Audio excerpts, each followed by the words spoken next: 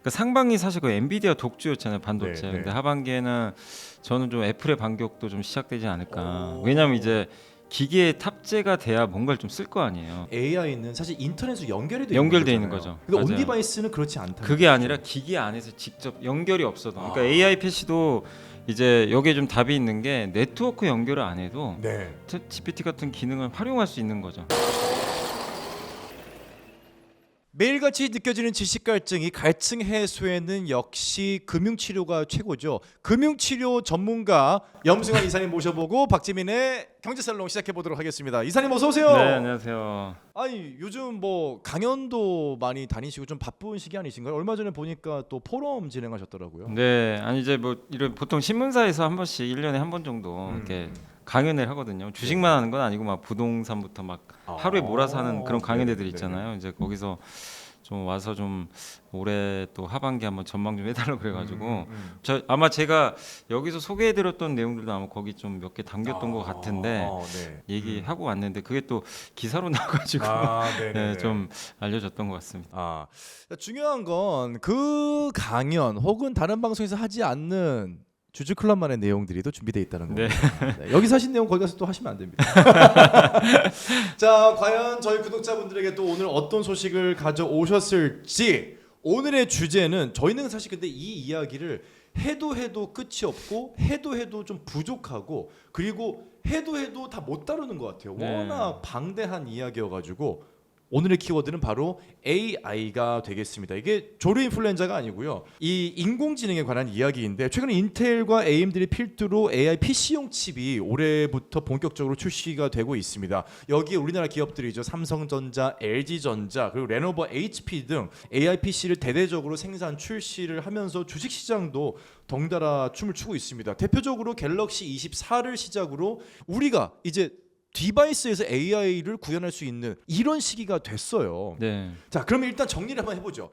AI PC 이건 어떤 개념일까요? 그러니까 사실 이제 아까 말씀하신 AI가 너무 방대하죠, 사실. 네. 근데 이제 오늘은 그 중에 좀 이걸 좀 좁혀가지고 이제 흔히 온디바이스 AI라 그러죠. 네. AI 이제 기기에 들어가는. 기기에 들어가 네, 있는. 그게 저는 개인적으로 하반기에는 그 상반기 사실 그 엔비디아 독주였잖아요, 반도체. 네, 네. 근데 하반기에는 저는 좀 애플의 반격도 좀 시작되지 않을까. 오. 왜냐하면 이제 기기에 탑재가 돼야 뭔가를 좀 쓸 거 아니에요. 그러니까 요 차이죠. 예를 들어 예. 우리가 흔히 쓰는 챗GPT 같은 AI는 사실 인터넷으로 연결이 연결돼 있는 있는 거잖아요. 거죠. 근데 맞아요. 온 디바이스는 그렇지 않다는 그게 뜻이죠. 아니라 기기 안에서 직접 연결이 없어도. 그러니까 아. AI PC도 이제 여기에 좀 답이 있는 게 네트워크 연결을 안 해도 네. GPT 같은 기능을 활용할 수 있는 거죠. 그러니까 와. 이 PC 안에 그게 탑재가 돼 있는 거죠. 삼성폰도 들어가 있잖아요. 그렇죠. 실제. 온 디바이스죠. 그게 뭐 클라우드 연결이나 이런 거 없이도 네. 실제 번역도 해주고 네. 하는 그런 기능인데 네트워크 연결해서도 할 수 있지만 네. 그건 기본이죠. 기본에다가 그게 없는 상태에서 할 수 있는 게 그게 이제 온디바이스 AI는 기기 안에서 직접 하자는 거예요. 그게 이제 이 AI PC의 좀 네. 목적이다 이렇게 보시면 될 것 같아요. 그렇다면 지금 온 디바이스 AI인 AI PC 시장에 뛰어들고 있는 대표적인 기업들은 어디를 꼽을 수 있을까요? 이 빅테크 기업들이 많이 뛰어들고 있는데 대표적인 게 일단 마이크로소프트예요. 역시. 마이크로소프트는 이제 윈도우를 또 갖고 있기 때문에 네. 좀 우위에 있죠. 근데 말씀드린 대로 코파일럿 플러스 PC인데 이게 그 40 TOPS라고 하는데 이게 네. 초당 40조 번 연산을 하는 거죠. 1초에 자, 잠깐만. TOPS가 1조 번 연산하는 거예요. 잠깐만요. 자. 지금 제 수준은 1초에 구구단을 하나씩 외울 수 있거든요. 1은 2, 2, 4, 2, 3, 6. 근데 이거를 1초에 40조 번을 한다고요? 40번도 아니고? 그 작업 속도래요. 야, 진짜 대단하구나. 네. 이게 좀 특징이 원래는 우리가 반도체 하면 PC는 기억나서 인텔이죠 항상. 그럼요. 인텔 그게 들어가 있는데 네. 여기 퀄컴 칩이 대신 들어가요. 그래요. 그러니까 이제 인텔보다 퀄컴 칩을 근데 퀄컴 칩은 보통 우리 스마트폰에 들어가거든요. 네네네. 근데 이걸 만드는 회사가 이제는 PC 시장까지 진출한 것도 되게 좀 다른 변화죠 사실. 그러니까 우리가 네. 흔히 PC는 인텔 맞아요. 스마트폰은 퀄컴. 퀄컴 네, 맞아요. 이랬는데 이 영역의 경계가 무너지고 있어요. 예, 그래서 지금 퀄컴 칩이 들어갔고 또 사실 애플도 최신 AI 프로세서인 M4를 탑재한 맥 시리즈를 또 출시할 예정이라고 합니다. 네, 그러니까 네. 많은 기업들이 여기에 지금 이제 집중적으로 이제 투자도 하고 있는데 HP 그 휴렛 패커드 유명하잖아요. 네. 여기 CEO가 얼마 전에 실적 발표했는데 올해 하반기에 전체 PC에서 이 AI PC가 차지하는 게 10% 정도. 근데 3년 후에는 절반이, 그러니까 전체 PC의 절반이 앞으로 AI로 바뀔 것 같다. 이렇게 또 전망을 했으니까. 예. 그리고 이제 제가 자료를 한번 가져왔는데 이게 마이크로소프트의 코파일럿 플러스 PC의 주요 기능들이에요. 네, 여기 네. 나온 게. 그러니까 첫 번째가 뭐냐면 리콜 기능이 뭐냐면 저도 이거 되게 좀 신기하더라고요. 이 리콜 기능은 앞으로 내가 그러니까 그 뭐 예를 들면 1분 정도 어떤 작업을 했죠. 근데 내가 어디서 뭔 작업을 했는지 기억이 안 날 때가 있거든요. 앞으로 돌아가요. 네. 그러니까 우리 동영상 돌려감기 하는 것처럼 네네. 그 내가 PC에서 한 작업을 그러니까 몇 시간까지 하는지 제가 모르겠는데 앞으로 돌려서 볼 수가 있어요. 내가 뭘 했는지. 어떤 작업이건 간에 모든 PC로 한 모든 과정이 저장이 네, 되는 거예요? 저장이 돼 있어요. 그게 이제 리콜 기능이 여기 탑재가 돼 있다고 하더라고요. 그래서 저는 이제 그거 보고 좀 깜짝 놀랐는데, 그러니까 회사에서 업무 보다가 내가 언제 몇 시에 뭘 넣은 것 같은데 이거 까먹을 때도 있잖아요. 어디에 하다 보면. 넣는지도 뭐 까먹고. 저장할 건. 근데 네. 그거 이제 찾아낼 수가 있는 거죠. 야. 이 기능을 이제 넣어가지고. 네. 두 번째가 이제 코크리에이터라고 하는데 여기 뭐 딱 사진 보시는 분 아실 수 있을 것 같은데 이게 편집 AI로. 네, AI로. 근데 어쨌든 네트워크 연결 안 하고 바로 해주는 거죠. 네. AI가 해주는 기능이고 세 번째가 이제 라이브 캡션인데 이것도 이제 이제 그 인터넷 연결 없이 오디오를 어떤 동영상 오디오가 뜨잖아요. 네. 그럼 그걸 실시간으로 원하는 이제 자막으로. 자막으로. 그 뭐 아직 한국어 기능은 없는데 네. 예를 들면 뭐 아랍어를 뭐 저기 영어로 바꿔줄 수도 있고 중국어를 영어로 바로 이제 그 통역을 해주는 거죠. 어떻게 보면 이제 밑에다가 자막 달아가지고 그런 기능이 이제 구현되는. 이게 다 AI가 하는 기능인데 옛날에 이런 기능들을 다 이 네트워크 연결해서 했다면 이제 이 PC 안에 그냥 기본적으로 다 탑재가 돼 있는 게 좀 특징이라고 보시면 될 것 같아요. 연산이 굉장히 빨라질 수밖에 없겠다라는 생각이 드는데 그래도 좀 궁금해지는 거는 이 AI에 집중을 하고 있는 기업들이 왜 굳이 PC 사업에 이렇게 좀 주목을 하고 있는 걸까요? 그러니까 이제 물론 이제 AI에 모든 기업들이 다 투자를 안 할 수는 없는 상황인데, 네. 근데 기존의 PC 업체들 같은 경우 뭐 사실 애플도 PC를 만들고, 그럼요. 아까 HP, 델, LG전자, 삼성전자 다 마찬가지죠. 다 PC 네. 기반 회사들이죠. 네, 뭐 마이크로소프트도 마찬가지고. 그럼요. 근데 여기도 이제 자료가 있지만, 요게 PC 판매량입니다. 네. 지난 이제 2008년부터 보시면 저 위에가 저게 이제 제일 많이 팔린 데가 2011년. 네, 네, 그러네요. 같은데 여기가 3억 6,500만 대. 네. 3억 보통 3억대가 넘어갔어요. 네. 근데 보세요. 코로나 때 한번 쫙 오르죠. 어. 왜냐면 집에 있으니까. 집에만 있으니까. 네, 그때 거기 집에서 근무를 하니까. 그렇죠. 그래서 노트북 같은 거 막 더 사고. 좋은 사양의 PC를 샀죠. 네, 맞아요. 그래서 2년 정도 잠깐 성장이 나왔어요. 저도 저때 샀습니다. 네, 맞아요. 대부분 그때 샀는데 근데 보시면 다 사고 나니까 무슨 일이 발생하니까 이제 더 이상 살 수요가 없는 거예요. 그래서 급감했는데 지금 10년 내 최저치로 떨어졌어요. 2억 4천만 대까지. 사실 코로나 때 저 아주 좀 독특한 상황을 네. 만약에 제하고 본다면 사실 2011년부터 꾸준하게 계속. 하락세이긴 맞아요. 하네요. 왜냐하면 근데 이렇게 될 수밖에 없는 게 우리 손안에 PC가 지금 있잖아요. 스마트폰이 있죠. 이게 나오면서 실제로 역성장할 수밖에 없었어요.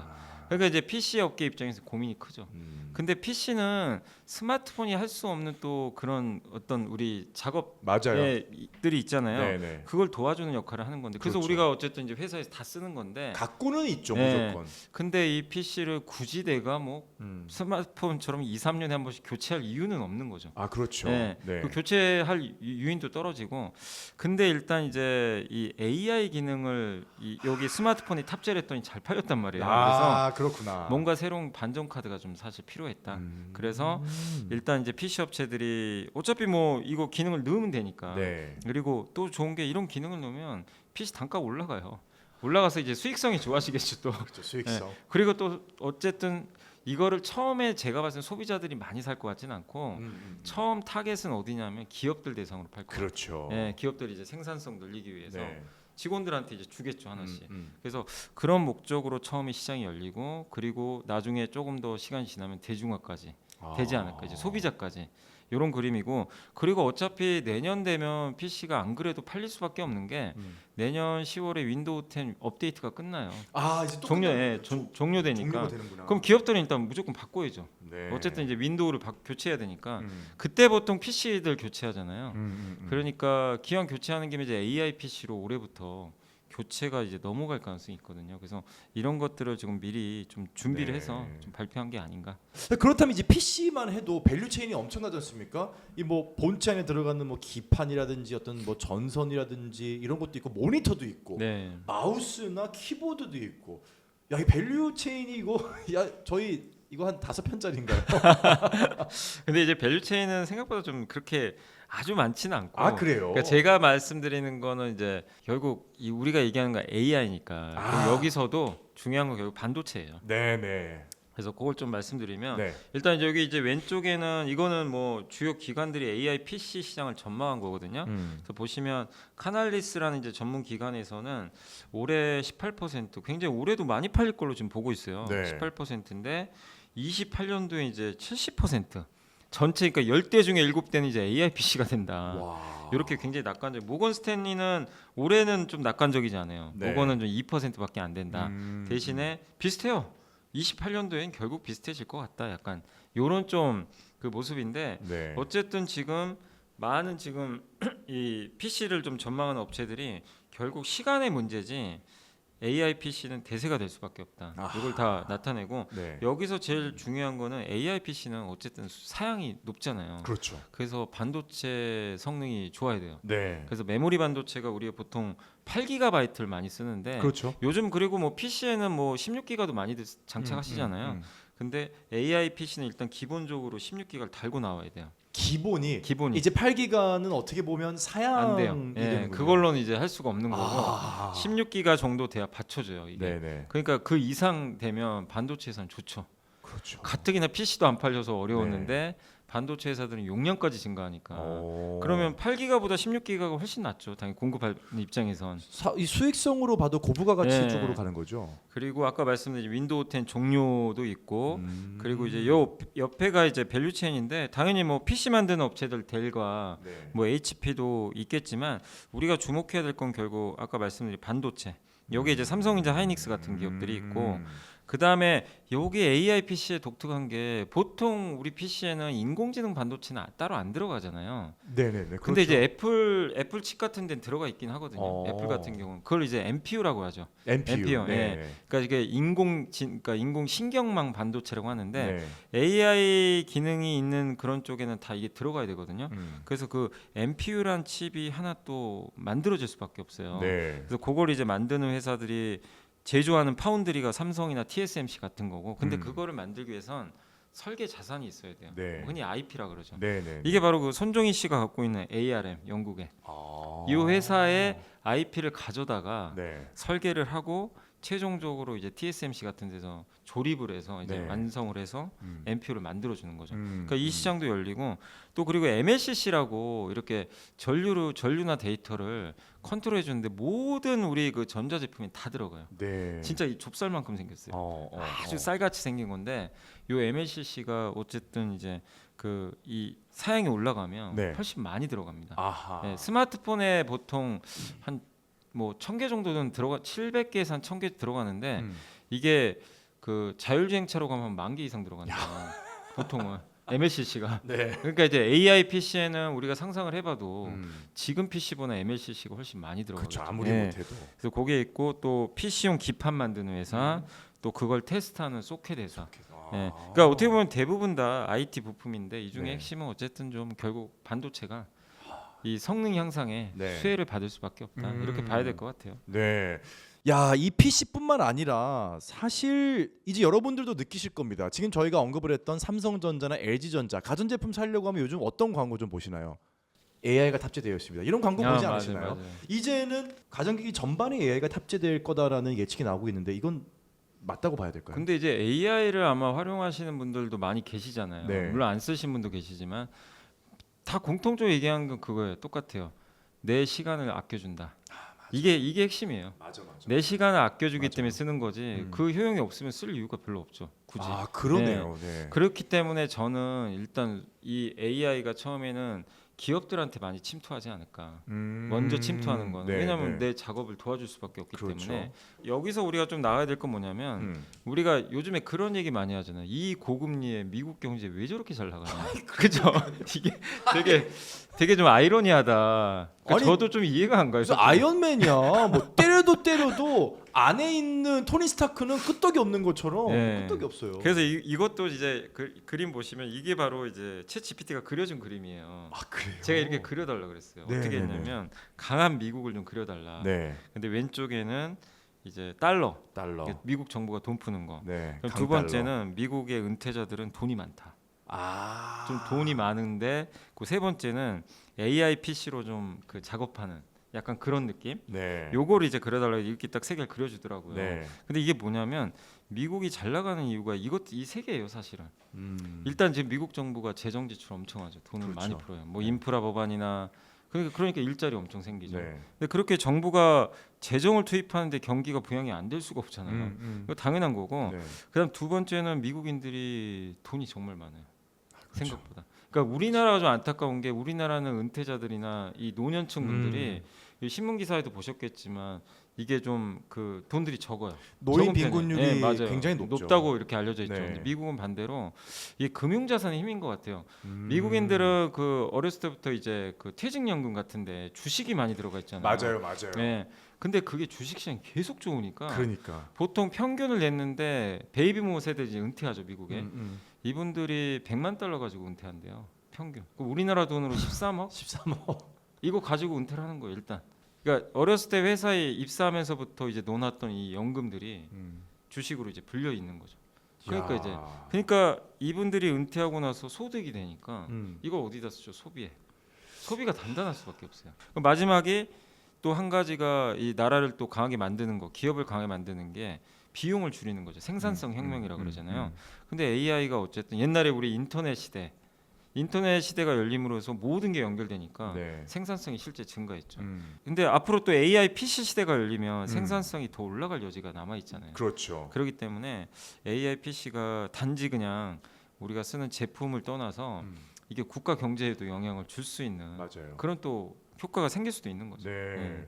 좀 궁금합니다. 이 AI 산업이 확대됨에 따라 주목을 해야 되는 또 다른 산업이 있을까요? 아니면 결국엔 근데 사실 지금은 누가 봐도 반도체예요. 그냥 반도체군요. 일단 지금은. 기승전 반도체. 왜냐면- 반도체. 왜냐하면 이제 얼마 전에 세일즈포스라는 네. 그 CRM이라고 있는데 이제 아마 기업 다니신 분들 많이 그런 프로그램들 쓰실 CRM 많이 거예요. 쓰죠. 고객 관리도 하고. 네. 근데 그거 1등 기업이잖아요. 세일즈포스가. 근데 주가가 하루 만에 한 20% 가까이 폭락을 한 거예요. 오? 난리가 났죠. 근데 AI를 그러니까 아직 제대로 활용을 못했던 거죠. 네. 못한 부분도 있고 이 AI를 이용해서 돈을 벌어야 되는데 음. 아직은 돈을 못 벌고 있는 거예요. 아. 생각보다. AI를 썼으면 매출이 늘어야 되는데 네. 오히려 생각보다 지금 매출이 증가율이 둔화되기 시작한 거예요. 아 오히려 AI를 네. 썼음에도 불구하고. 그러니까 이제 시장에서 소프트웨어는 아직 아닌가?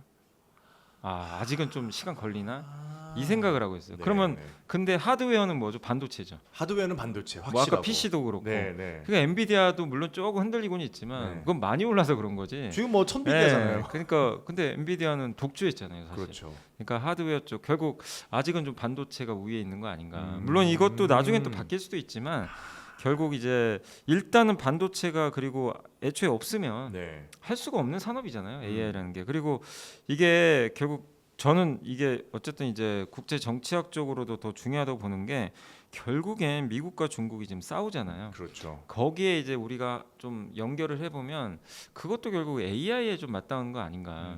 그러니까 여기 보면 이 헨리 키신저 이분이 돌아가셨죠. 네, 그 네, 이제 최근에. 미국의 굉장히 유명한 국무장관이었죠. 그렇죠. 근데 이 사람이 뭐라고 했냐면 AI를 지배하는 국가가 패권 국가다. 이게 얘기를 했어요 예전에 생전에. 생전에. 네, 그러니까 와. AI가 대세가 되기 전에 이미.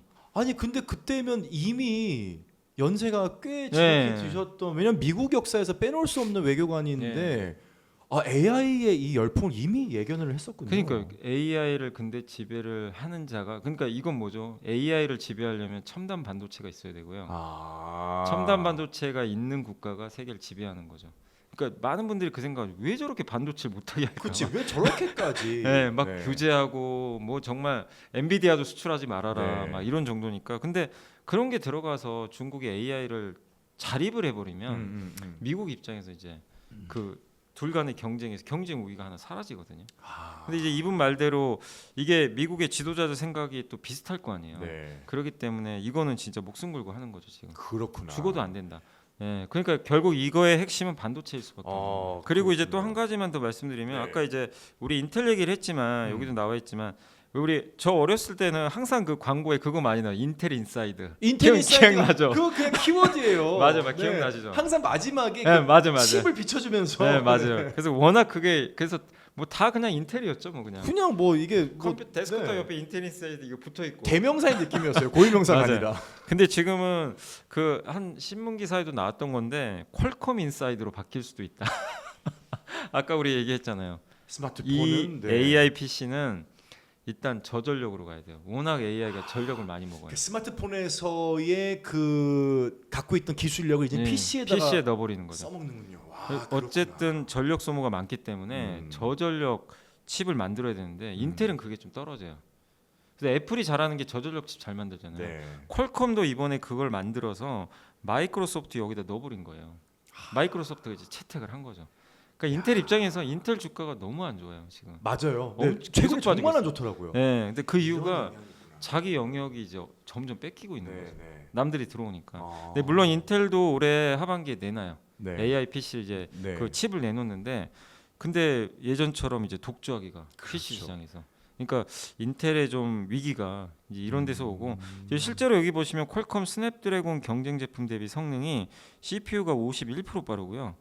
65%더 적은 전력으로. 그러니까 전력을 65%덜 쓰고도 인텔과 거의 최고 성능 구현을 똑같이 할 수가 있다. 네, 네. 저전력으로. 아. 그 정도로 지금 성능을 뽑아냈나 봐요. 야.